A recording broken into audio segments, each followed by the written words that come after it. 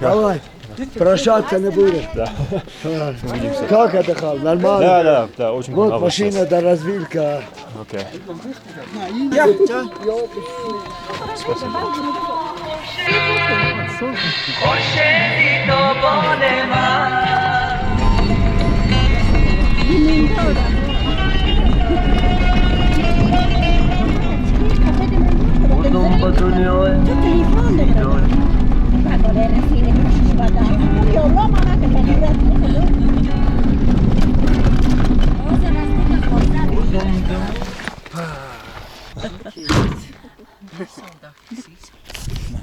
Спасибо.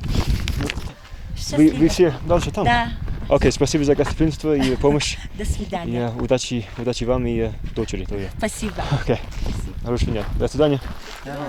My host told me that the rest of the car is going to a village down there somewhere, Khorog direction, to receive a blessing. Pamir things.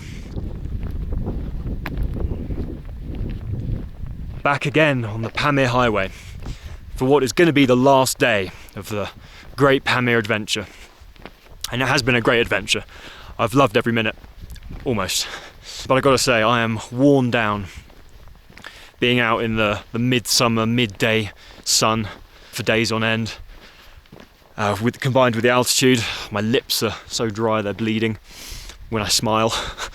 Anyway, enough complaining. We've still got a bit of a to-do list for today. And the first task is to get out of here. We need to go to a town called Murghab, which is about 3 hours in that direction. And it's kind of the only settlement of any real size on the Pamir plateau. So yeah, hopefully a car comes soonish and we can get a ride to Murghab.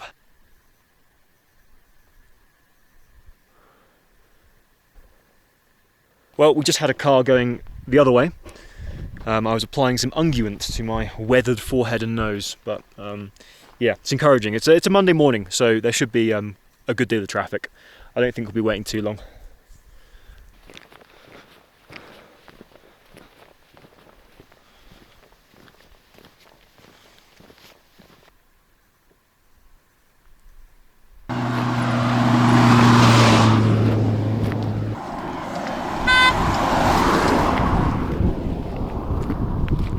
So that's 3 cars going in the other direction now.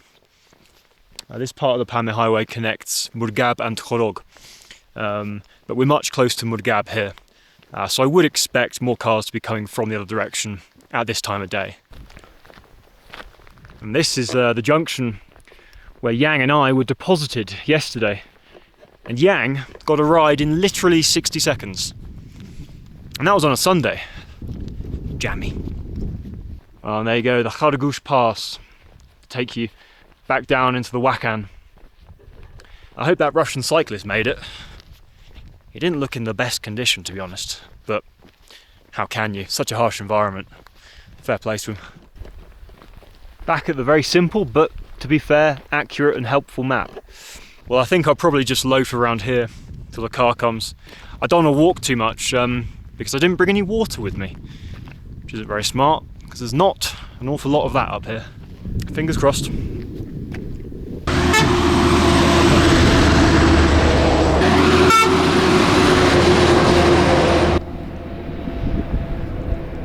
There's a big black cloud up there. I'm a little bit worried about rain. You really don't want to be exposed to the elements out here, more than you need to be. I should cheer up. There can't be many better places to wait for a ride in the world than this. Look at it. All the shades of brown and grey. Oh, I've got cold wind now. Oh, cover up.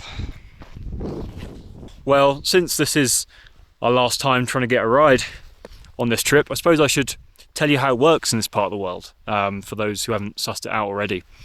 I mean, you see me standing by the side of the road with my arm out.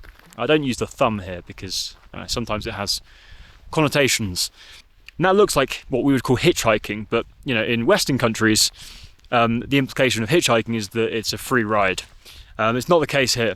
This is it's a poor country. Most people, most households, do not own a car. And so getting rides from people is a mode of transport, and pretty much any car is willing to function as a taxi. So you are expected to pay generally. I've had a few rides so far where they've not expected me to pay, which has been nice. But in general, I expect to pay something, and so when I get into the car, I make sure to ask them, you know, before I sit down, you know, how much do you want? But yeah, that's how it works. And this will be our last time doing it, hopefully for a very long time. I'd like to take some more established modes of transport for the next few weeks or months.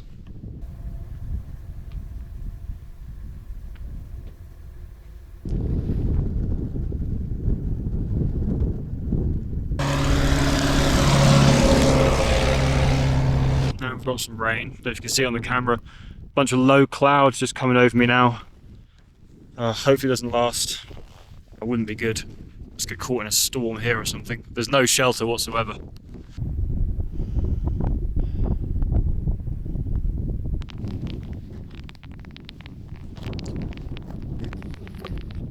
Start making YouTube videos.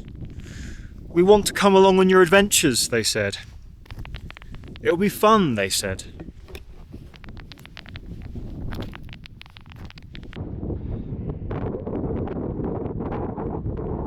Thank the Lord, we've got our first car. It's been an hour and a half. It's a big truck, which is normally a good sign because they've generally got a space, and they also generally don't want you to pay because their gas is paid for.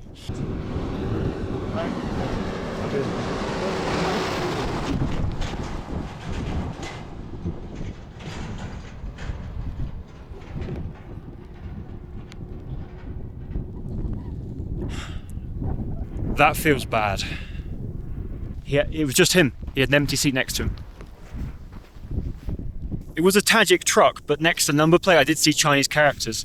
And I have heard that the Chinese truckers in particular, the ones that are like hired by Chinese companies, don't pick up people like me. Presumably the Chinese company tells them not to, maybe an insurance thing or something. Ah, fuck, that feels bad though. Could be another hour and a half to the next one.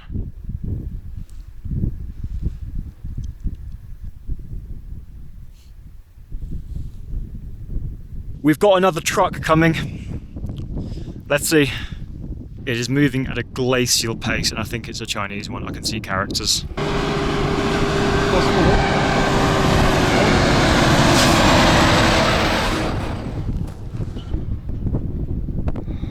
It's not going well. This is really not going well. Yang, teach me your ways. How did you do it?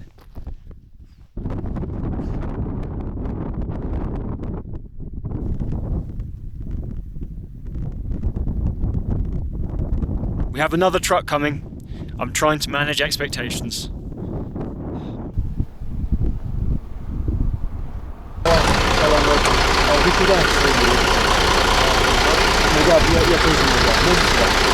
Спасибо большое.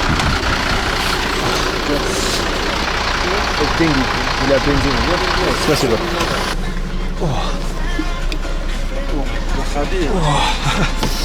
Спасибо большое. Я ночевал в Bulunkul и да, просто ждал там. Два китайских грузовики не остановили. Спасибо большое.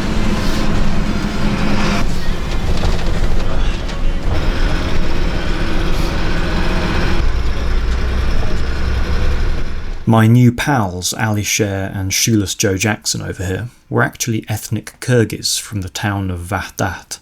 This name means unity, but they still refer to it with its old Kyrgyz name of Jirgatal. They were on a mission to deliver supplies to the remote village of Shaymak, over near the Chinese border.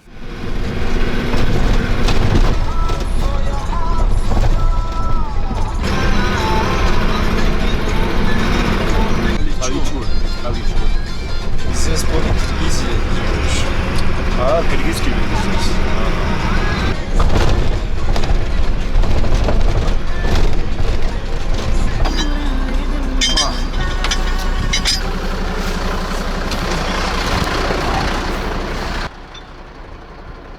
Alichur.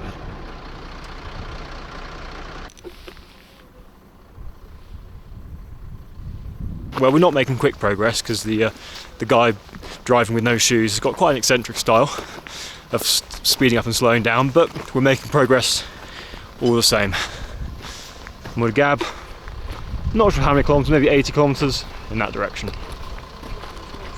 Шпитала 60% киргизии живет, 40% таджики.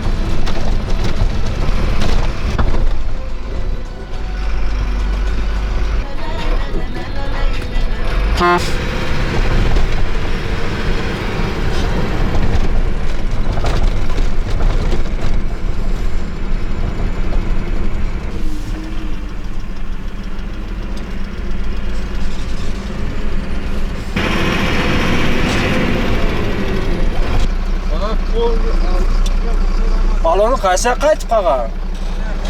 Ha? Qanday bo'lib qolgan?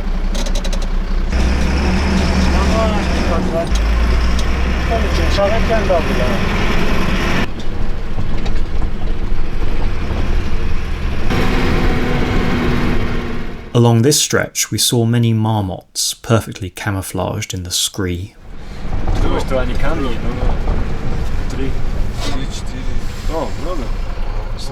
Shoeless Joe took great pleasure in blaring his horn at them for some reason.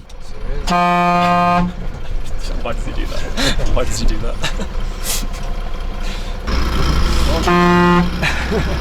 Дальше тем лучше. Из Союза это причина. Это вообще не как не было. 31.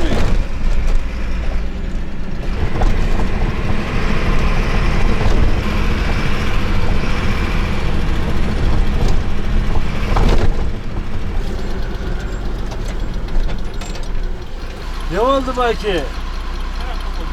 Karokta uçlardı mı?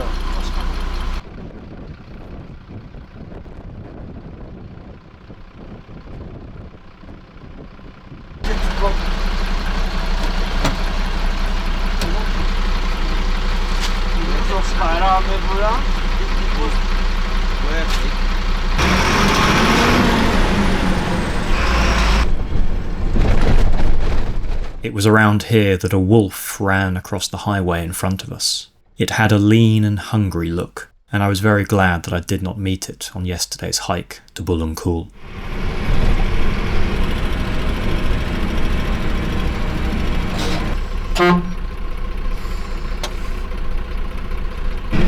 Для охоты приехали, волк.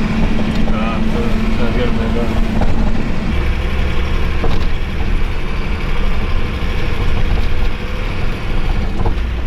We drove together through some of the blankest landscapes imaginable.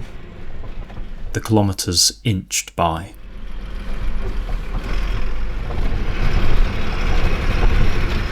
Suddenly, as if conjured from the void itself, the whitewashed shacks of Murghab appeared on the plain.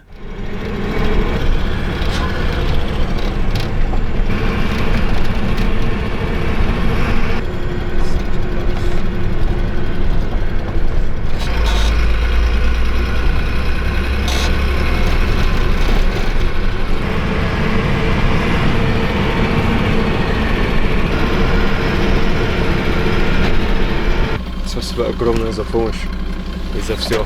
Спасибо большое. И счастливого пути. До свидания. До свидания.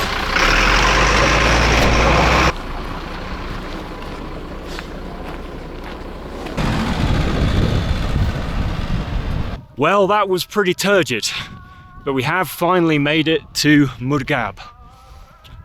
What a beauty.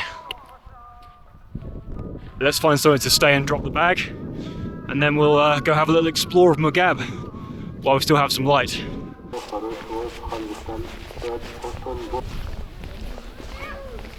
Salam, hello.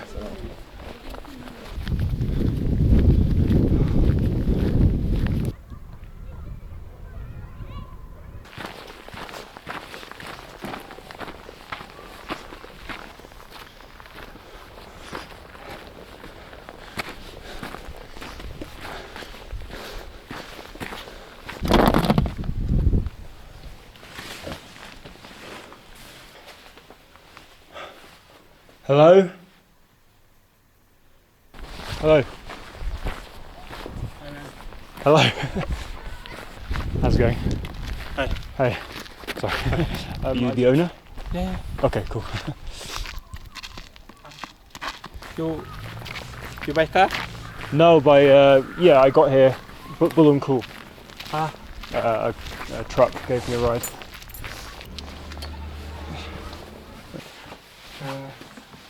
It's 80 room. We have 3 rooms. This one. And this one. This one looks nicest, I'll go here. Well, I'm very impressed indeed. Pamir Highway, roof of the world, 3,600 metres, and yet, if you come to Erali guesthouse, you'll get a hot shower, you'll get Western style toilet with filtered tap water, an internet connection, slow but it is a connection, beautiful tapestries, and I've got this room all to myself. 5 beds. I think I'll just be using one, and a lovely kind of agar wood kind of scent. And all of that, oh yeah, plus breakfast and dinner for 200 simoni. It's amazing, isn't it? Erali guesthouse.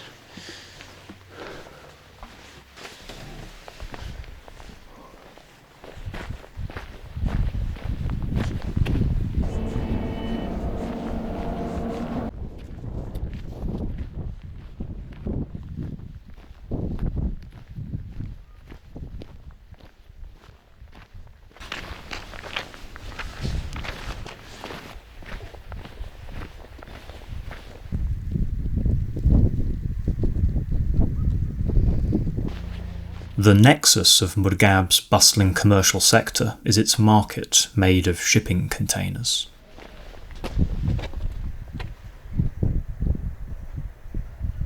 By the time I arrived, the closing bell had long since rung.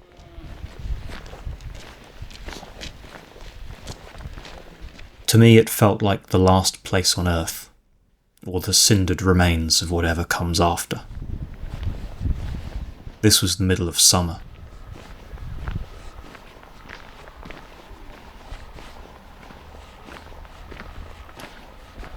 Murghab was established in the 1890s as an outpost for the Imperial Russian Army called Pamirsky Post or Shadjansky Post.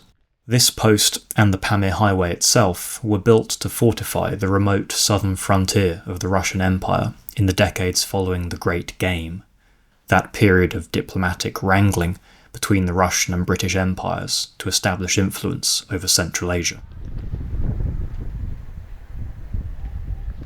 That period was fateful for the people of the Pamir. The demarcation, which was ultimately agreed upon, divided a people of shared history, culture and language between 4 separate countries. And everywhere they are estranged. In China, they're the only ethnic group with Indo-European origins and have been caught up in the government's crackdown on Islam in Xinjiang province. In Afghanistan, their Shia faith and distrust of the Taliban has made their position precarious. In Tajikistan, the Pamiris were on the losing side of the post-Soviet Tajik civil war, and have since faced oppression from the central government. They have been largely excluded from the administration, and recent calls for greater Pamiri autonomy and cultural expression have been violently put down. Therefore, while the Pamir Highway connects people from some of the wildest regions of the world, it can also be seen as a kind of dividing line, a pale on the roof of the world. It marks the fracturing of the Pamir people.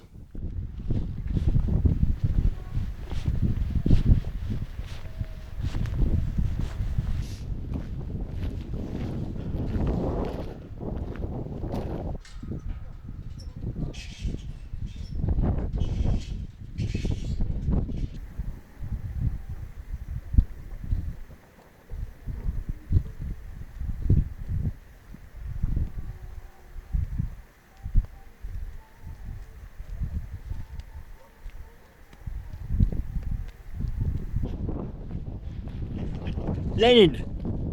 You know the deal by now. Vladimir Lenin. I want to say this is the highest Lenin in the world.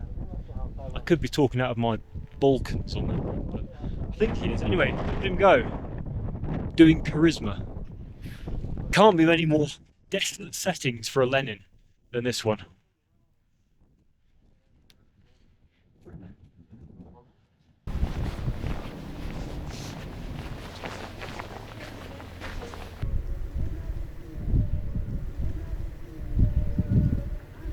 Well guys, I think that's all the content I can give you from Murghab. It seems to be more of a vibes driven place than anything else. And it certainly has those vibes. Vibes of a very peculiar sort.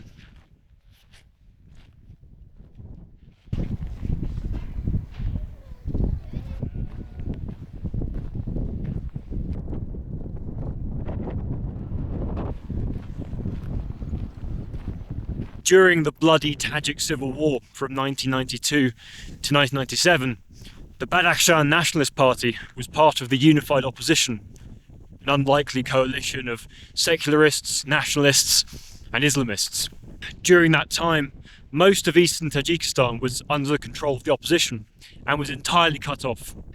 And it was this very mountain road that provided a lifeline to the people of the Pamirs. Much of the population survived on international aid, much of it from the Aga Khan Foundation, that was shipped in to this region along this remote road from Kyrgyzstan. And it was along this road that we too had once hoped to travel. Remember, all the way back in Oz. Well, that wasn't to be, and you can thank the Kyrgyz and Tajik border guards who keep shooting each other for that.